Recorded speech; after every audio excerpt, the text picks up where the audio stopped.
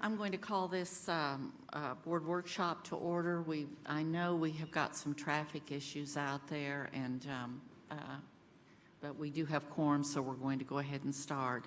And we'll open up with a moment of silence and the pledge by Ms. Bounds.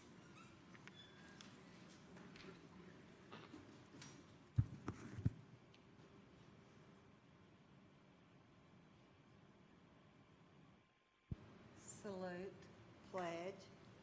I pledge allegiance to the flag of the United States of America and to the republic for which it stands, one nation, under God, indivisible, with liberty and justice for all.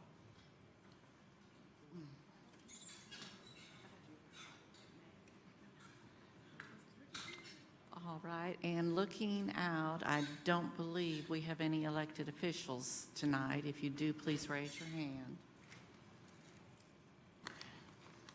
I know many of you attended the mayor's address this morning, and I want to personally thank our mayor and also on behalf of the board for his support in public education.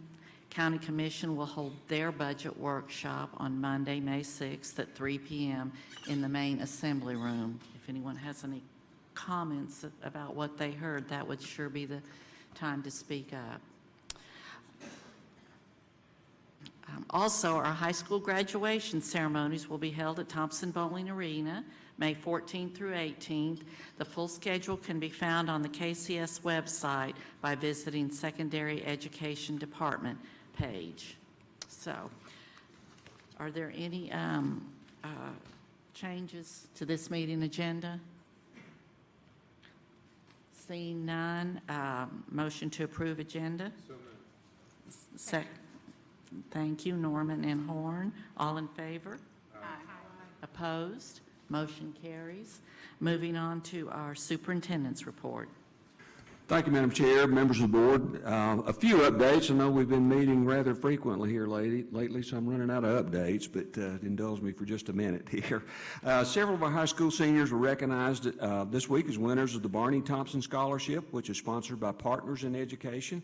Barney Thompson Scholarship was created in 2009 to honor the memory of Mr. Thompson, a former teacher and coach at South Knox High School. After a successful career in education, Mr. Thompson served as treasurer of the Partners in Education Advisory Board for 15 years. The winners will receive $500 scholarship, and they were recognized during a dinner at Club LeConte last night, and I believe we had 14 recipients of the scholarship. I want to be sure that everyone's aware of an important event later this month that's sponsored by one of our community partners. The Knox County Public Library will host the Children's Festival of Reading at World's Fair Park on Saturday, May 18 from 10 a.m. until 3 p.m. Special guests at this free event include Amy Dykeman, author of Horrible Bear, and Kevin Lewis, author of The Runaway Pumpkin.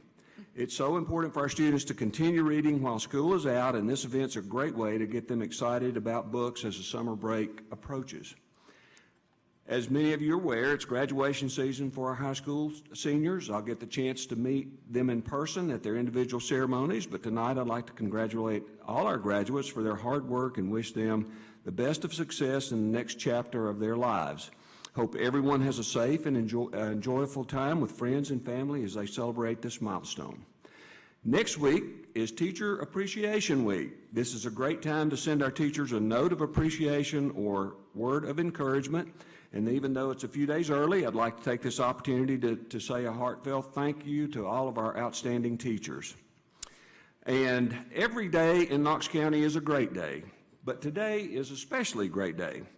Mayor Jacobs presented his budget for fiscal year 2020, and I want to thank Mayor Jacobs for his support of our general purpose school fund budget, our capital improvement plan, and our school nutrition budget. Included in Mayor Jacobs' budget recommendation is funding that will provide for literacy initiative, an average salary increase of 3.5% for our certified and classified employees, and new elementary schools for Lonsdale, Adrian Burnett, and Northwest Knox County. We are very appreciative of Mayor Jacobs and the leadership that he's providing for Knox County. Madam Chair, members of the board, this concludes my report for this evening. Thank you. Thank you. Board, any questions or comments of Mr. Thomas? All right, moving along, Mr. Thomas, I'm going to turn it back to you again.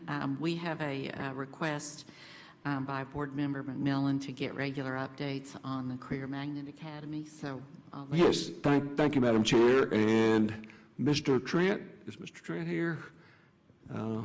Yes, okay, Mr. Trent, and then Principal Leanne Hahn, I think, are ready to report to the board as Mr. McMillan requested. So at this time, I'll let Mr. Trent and Principal Hahn approach the Good lectern. evening, Madam Chair and members of the board, Superintendent Thomas.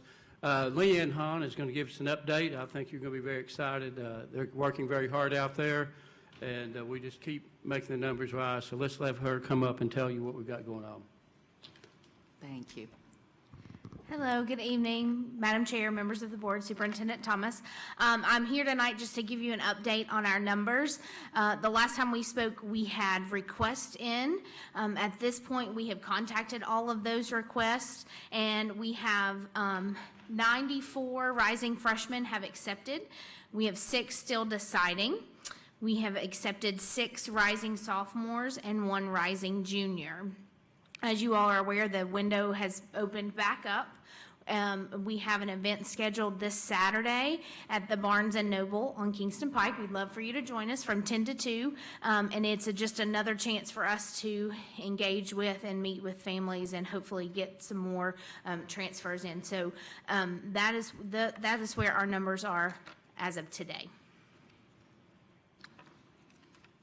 All right, questions? And just to give you a little context, last year at this time we had 56 rising freshmen, and so we're slated to at least hit 90, hopefully more than that. All right, thank you. Mr. McMillan? Thank you, Madam Chair. Could we get something in writing?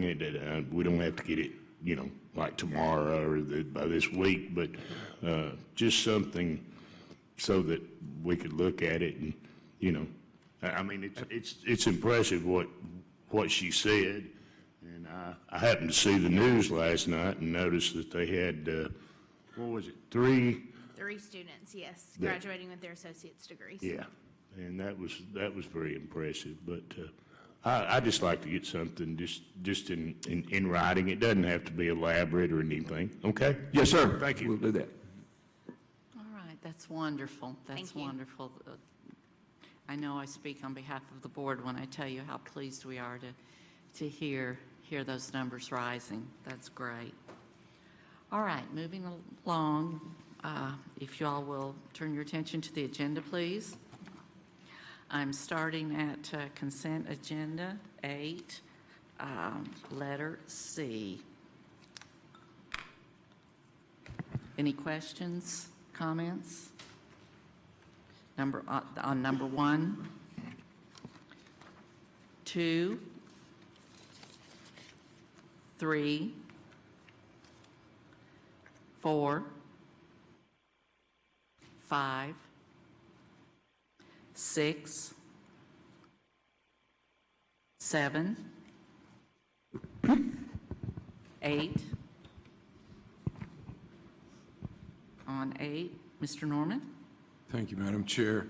I just would like for somebody to describe what this is. I have a few questions about it. All right, Dr. Ryswick?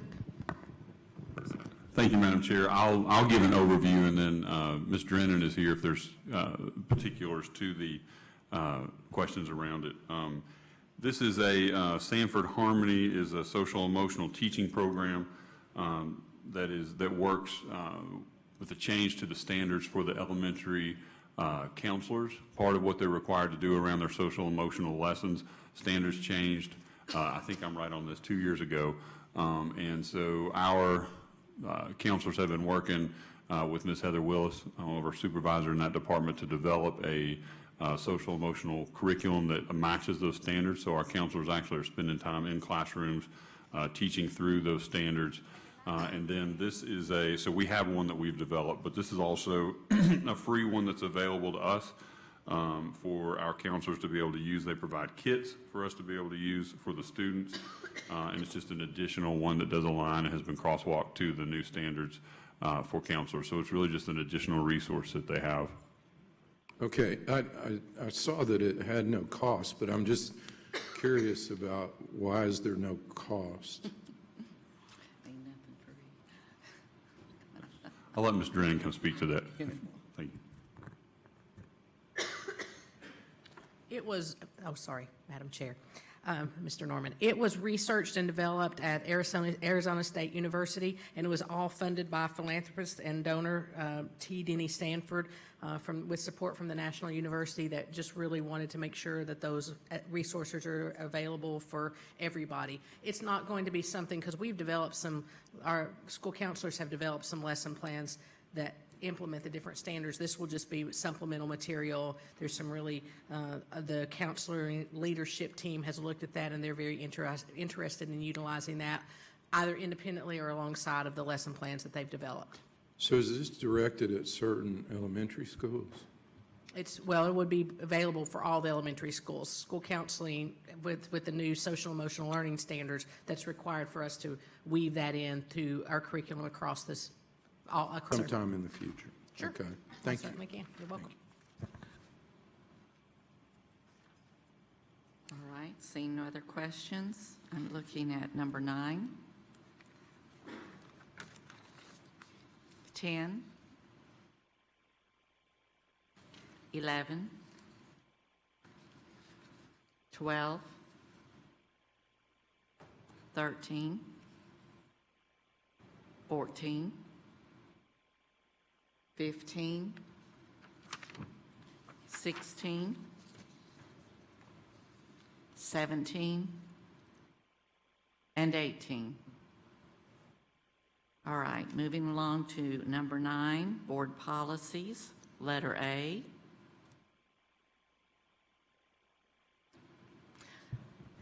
Mr. Norman? Thank you, Madam Chair. I guess I should speak to this. I think I had some significant revisions to the policy to begin with, or the last version.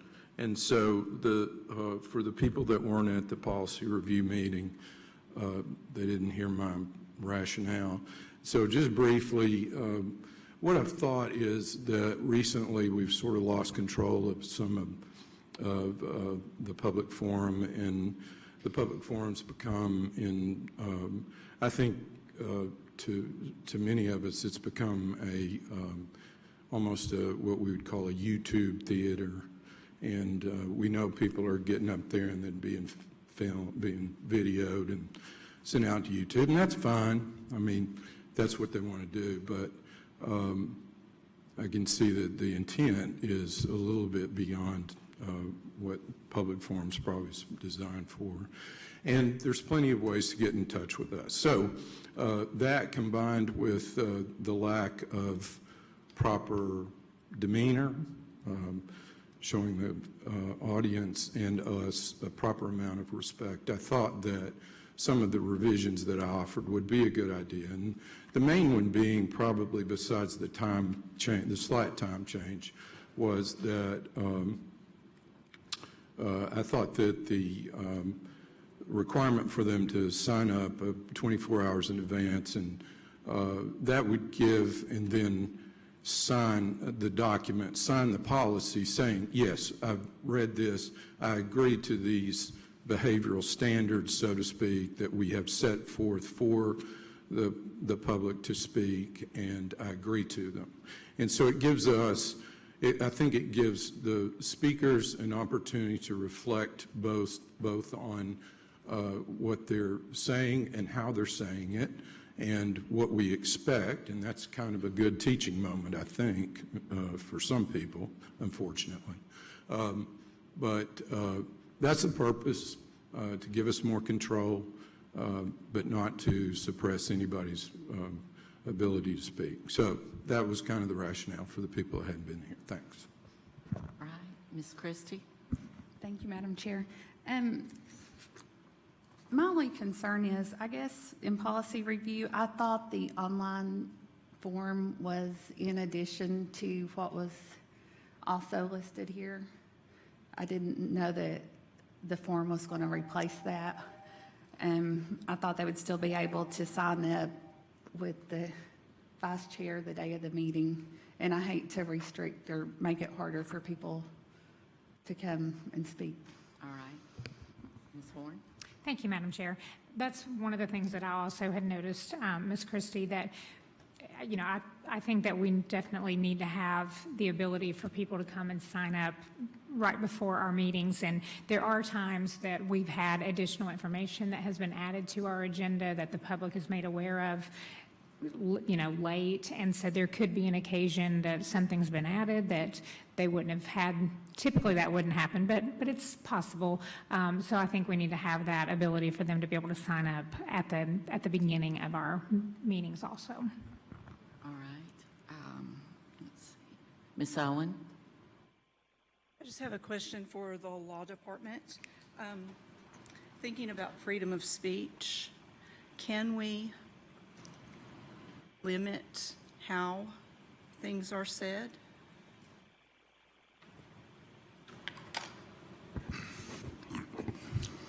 Thank you, Ms. Owen. Madam Chair, the board does not have to have public forum. Public forum is not called for in the state statutes.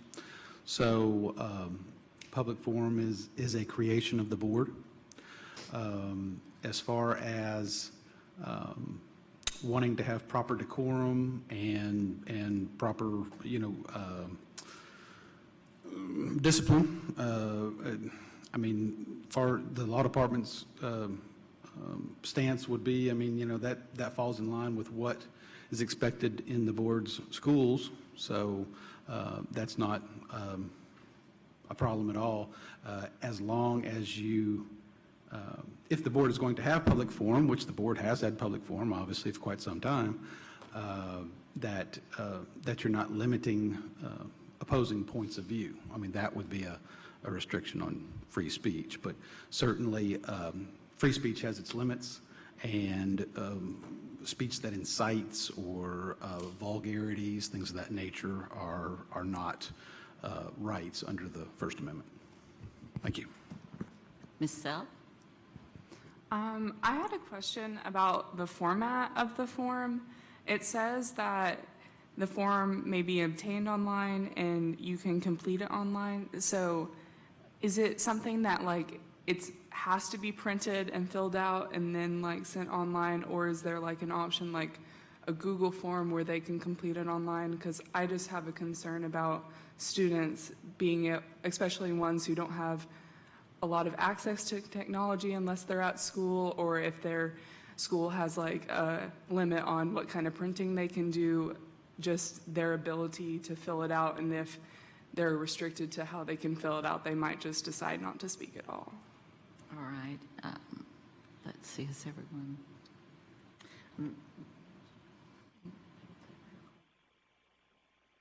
Do you have some comments about that, Dr. Davis? Yes, ma'am.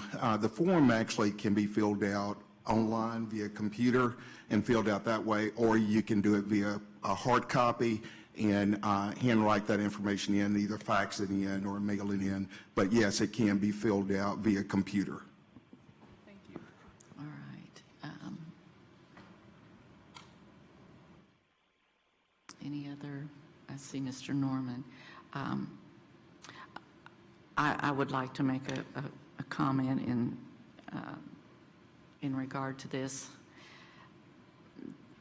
I too share your concern, Ms. Christie and Ms. Horn, about taking the ability away to sign up the day of or right before a meeting, especially given the fact that sometimes information is rather late in being attached to the agenda just because it's what it is. It's certainly no one's fault intentionally. So I know that this was a revision that was talked about in policy review, and I guess I am asking if this is something, in addition to the three of us, that the board would be willing to take another look at that particular part. Also, we need to keep in mind that this is first reading, so we will be coming back next month on this also. Mr. Norman? Okay, thank you. To a couple of those statements, Madam Chair. One, I think that it's almost never would a speaker come and be here or plan to speak and be affected. I don't think I've ever heard of it being affected by some late information coming in. It's always because they know what's on the agenda. It's an agenda item. It's been well published and so on. So I don't think that's a valid argument. And then to the point of people walking up, that's the whole issue. I have some concern with somebody who comes in here the day of the meeting and is maybe too emotionally involved. And I think the 24-hour period would give them time to, cool down maybe if it's a hot topic and reflect on how, and basically reflect on the content of what they want to say with the backdrop of how we would like for them to say it. And so I think it's just good policy. I think it would help our meetings go much smoother. And so I'm going to support it. Thanks. Mr. McMillan? Thank you. Thank you, Madam Chair. I just wanted to make a point and then I guess ask the law director something. Well,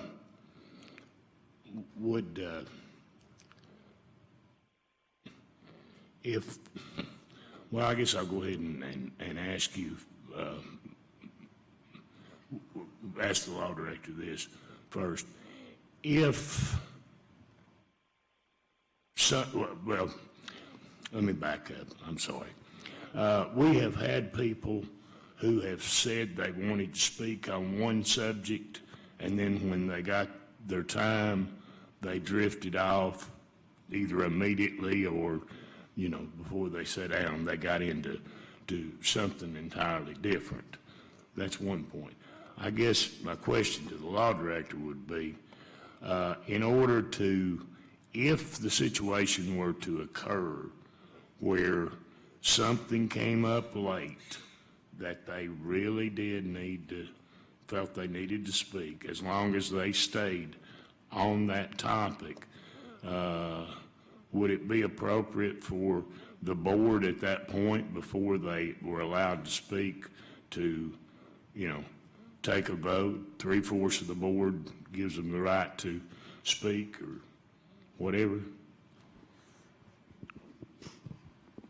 Thank you, Mr. McMillan. Madam Chair. So the answer to your question, Mr. McMillan, is yes. I mean, the board can certainly always take a vote and allow someone to speak on a particular topic. That would be a majority vote because majority always rules. There wouldn't be a 2/3 or a 3/4 vote needed. And I think your other question was on a topic.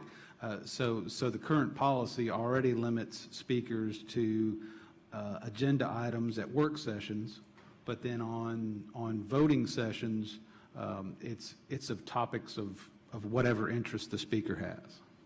Okay. All right. In reference to the work sessions, if they did drift off, would it be appropriate for a board member to challenge that and the board to take a vote? In terms of cutting the speaker off at that point, yeah. Is that what you're saying? Yes, that would be appropriate. I mean that would first come from the vice chair or the chair, and then but if an individual board member had a concern about that, I mean that could be, that individual member could voice that concern at that time. Thank you. Ms. Satterfield? Thank you, Madam Chair. There's not that much passion regarding this policy from me, but I want to kind of just lift up this perspective that there are times where there aren't any attached files to our agenda, and we have to wait on those, so I do agree with that. But possibly if we enforce this policy to where you can't sign up on the day of, then it could present a level of efficiency that's needed from our constituents to make sure that they're signed up the day before, and on our end as well to make sure that our files are where they need to be given the opportunities that are there. And so I think this might be an opportunity for the board to set that precedent top down to say that we are a school system that is working on efficiency. So. All right. Any other questions or comments? Ms. Owen. I would just add that every call that comes in to sign up to speak has to be handled by Ms. Coatney. And so whether there may be 5 or whether there may be 50 or 87, she has to speak with each of those people and take all of their information, determine the topic, put them in the right place on the agenda, and then give them all of the rules that they need to follow. And that is a massive undertaking sometimes. I think we urgently need a way for people to sign up in addition to that phone call. And there have been some folks, some contacts I've heard who thought we were taking out the ability to call, and I want to make sure it's understood that that is still there for folks who cannot sign up online or prefer not to.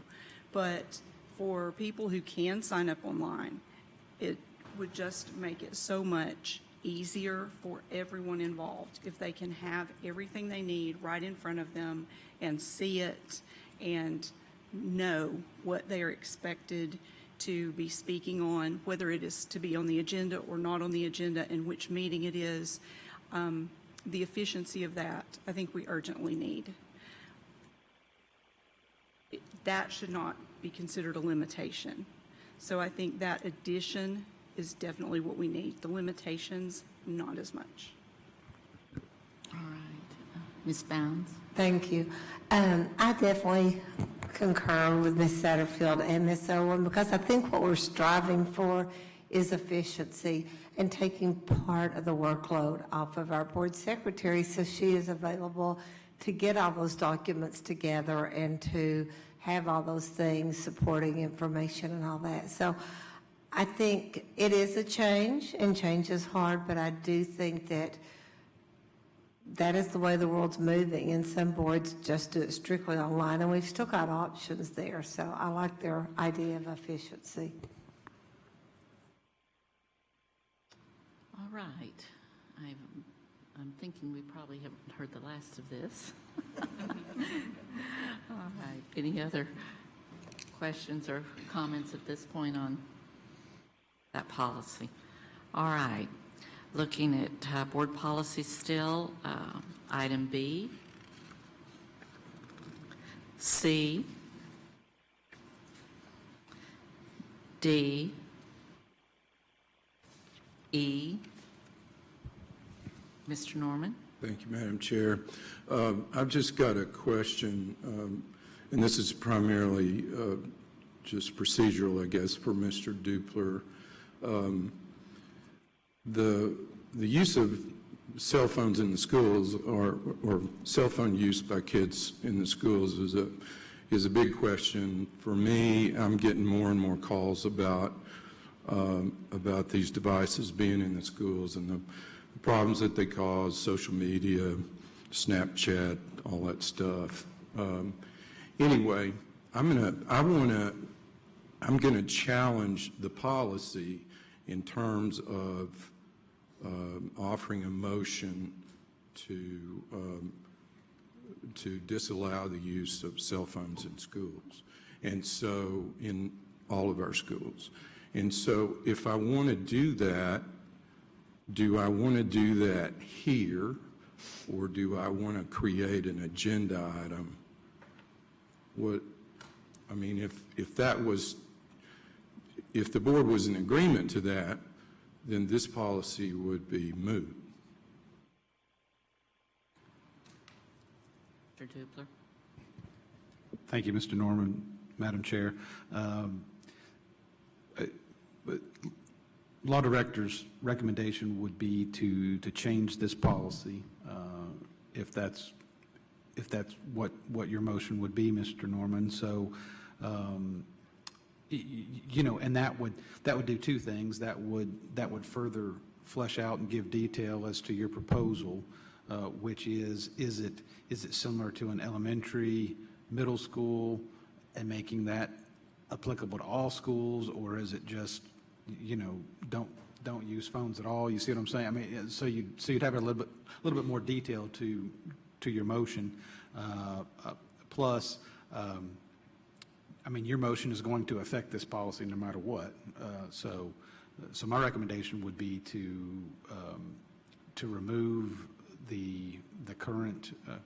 I mean, your motion would be to remove the current recommended changes and to either send this back to a policy review meeting or to come up with a new version and put that on the agenda.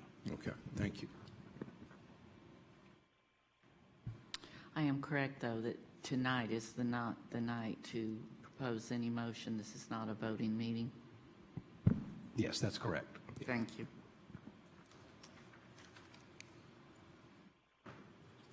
All right, looking at item F. Moving on to number 10, grants. A, B, C, D, E, F, G, H. Ms. Horn? I wanted to look at this again. I think when I looked at this before, we didn't have proof that there was that money in the account. Is that the case? I know there's a summary of the estimate, but do we have adequate documentation that they do have this money in an account to pay for this? All right, Mr. Thomas? Let me defer Mr. Oakes. I know Mr. Oakes has worked with Doug on this, so money's in the bank, Foundation West. I don't specifically have information to the money. We have looked at the scope of the project and don't have any issues with the scope of the project. I think the availability of the funding would be from the Finance Department. And Mr. Dillingham may have some additional information too. So. Thank you, Madam Chair. Mr. Superintendent, yes, we were provided with financial information that they do have sufficient funding to cover the cost of this. Well over it, as a matter of fact. So. Okay, thank you. All right. Seeing no other lights, we will be moving on to public forum. Did I miss Oh, I'm sorry. I apologize. We do have one more grant. I. Donation from Drug Enforcement Administration. All right. Thank you. Thank you, Ms. Horn, for catching that. Now we will move on to public forum. Madam Chair, we have no one signed up tonight for public forum. All right. Next item is board forum. Ms. Satterfield? Yes, I just want to congratulate, we'll share the information with District 1, what's happening in District 1. So Vine Middle School, their soccer team, their last game is this Thursday at 5:30 at Vine, and they are currently on an 8-1. That's what their winning numbers were, and pretty sure that they'll win Thursday as well, so we're looking at a 9-1 season. And then also congratulate Austin East on being the 2019 district champions in soccer as well. And so District 1 is building a powerhouse in soccer, and I'm excited to see what that's to come. All right. Ms. Owen, if I could circle back to you, I'd appreciate that. Thank you. Mr. Norman?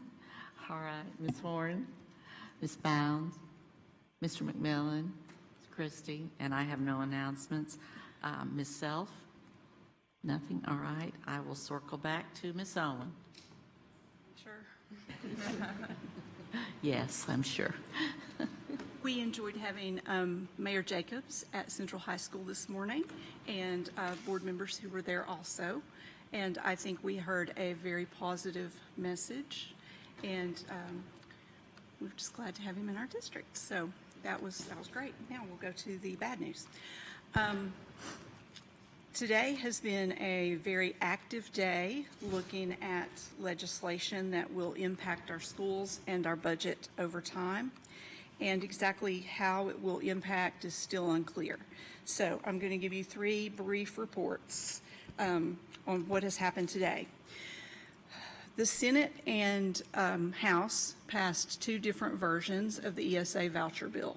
And so to create one law, they had to either agree to one of those versions or appoint a conference committee. And so neither would accept the others. And so they appointed a conference committee, and 10 members were appointed to serve on the conference committee, 5 from the House and 5 from the Senate. Each body was represented by 4 Republicans and 1 Democrat. The committee met early this morning and spent 20 minutes reconciling these 2 vastly different versions of the ESA bill that had passed in the House and Senate. Only 1 voted against the bill. Senator Akbari voted against it. And so it went then to the House and to the Senate to be adopted or not. So lots of points were made in the House. They discussed that school systems are funding more than the number of positions that the state has in its funding formula, and that there are almost 10,000 licensed employees that local communities are paying 100% of their salaries across the state.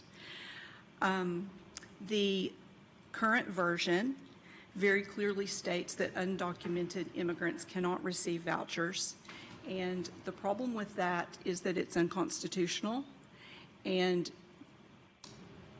there's no one in the Senate who believes that that will hold up. However, there was quite a bit of discussion. They also unconstitutional to ask for documentation. Thank you. Because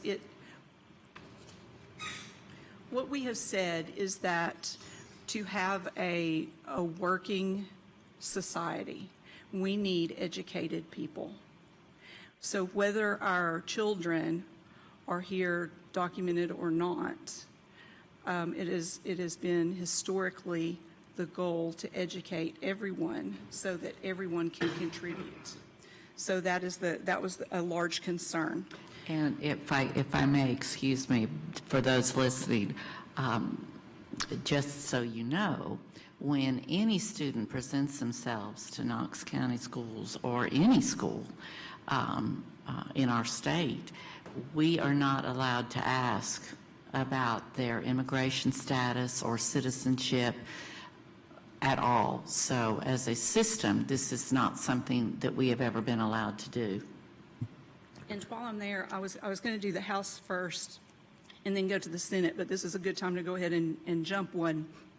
Senator Gardenhire is extremely concerned about this particular point. And Senator Gardenhire has carried a voucher bill for years. He has always been very, very, very pro-voucher. He is very against this bill. He also noted that he has a bumper sticker from the 70s that was pro-voucher. And he has always supported vouchers. But this bill, he absolutely did not, because it had changed that piece that he feels is extremely unconstitutional. So I'm going to go back to the House part now. Some folks said that we've been looking at the bill for several days, even though it had just come out that morning. Representative Gloria Johnson asked the State House representatives to please talk with experts in the field they are legislating for, such as teachers, school administrators, superintendents, and school board members. And she asked that they carefully consider what experts in the field were telling them instead of just what they were getting from outside sources. People repeatedly pointed out that the legislators who are voting for the bill are unwilling to vote for it if it includes their counties. However, there are many counties that do have priority schools that are not included. There were a lot of questions about why the legislator is unwilling to look at proven programs which could positively impact entire schools or entire districts. In the end, the bill passed the House 50 to 46. 2 members had abstained, but they changed their votes to make the vote 52 to 46 in favor of vouchers. The Senate discussion was taken up this afternoon at 1:30 Central Time, 2:30 Eastern, and their discussion ended 5 minutes before our meeting began. The ESA voucher bill was at the top of the agenda, but it was rolled back further and further and further as they discussed because the fiscal note for the bill had not been presented during the House vote, and so they voted without fully having the knowledge that it could cost significantly more than they thought. There are multiple versions of fiscal notes, what it's believed to cost. There's one version that says it will be $325 million per year, and the math supports that. It is felt that that is probably not, it's not a probable number because fewer students generally actually move into the program. So they feel like that number is very high. However, regardless of what the number ends up being, there's general agreement that it costs double what each student costs now, and that there's not enough money in the budget that's been approved to cover that. So they are looking at a $37 million cost, and they have $25 million in the program. So that was what was part of this scrambling to figure out exactly where the numbers were coming from and what they were really saying. There was also a strong feeling that a reasonable number for them to look at is $125 million cost per year. So without anyone being able to say, this is what we really expect it to cost, they moved to a lengthy discussion about being fiscally conservative and fiscally responsible. And many senators discussed how irresponsible it would be to vote for a bill that they don't know what it's going to cost. However, at around 4:55 our time, it was passed 19 to 14. Generally speaking, our delegation senators, more of our senators supported public schools. Fewer of our House members supported public schools. And so if we want to look at those names later, we could, but I won't do that now. I may be inaccurate. Right. Any comments or questions of Ms. Owen? Seeing none, do I have a motion to adjourn? So moved. Motion by Norman. Second by Satterfield. All in favor? We are adjourned.